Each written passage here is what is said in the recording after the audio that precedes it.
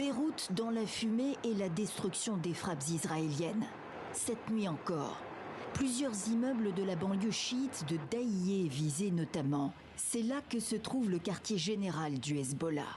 Son chef, Hassan Nasrallah, qui n'est plus apparu depuis le 19 septembre, a été ciblé de sources israéliennes.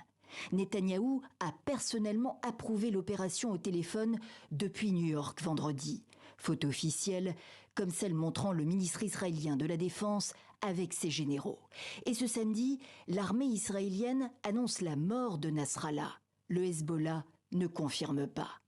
Israël s'est dit déterminé à détruire les infrastructures militaires du mouvement libanais chiite pro-iranien, notamment ses stocks d'armes, pour faire cesser ses tirs sur le nord d'Israël, en solidarité déclarée avec le Hamas à Gaza.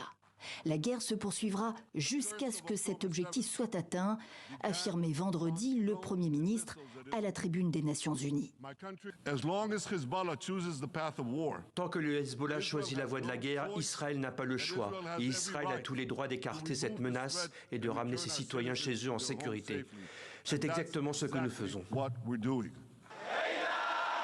Israël frappera quiconque le frappe. Avertissement à l'Iran également, qui finance et qui fournit des armes au Hezbollah, alors qu'à Téhéran, des voix réclament des représailles contre Israël. Dans ce contexte, le secrétaire général de l'ONU renouvelle ses appels à cesser le feu.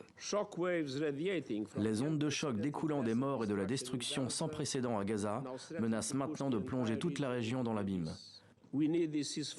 Nous avons besoin de ce cessez-le-feu maintenant. Nous devons éviter une guerre régionale à tout prix.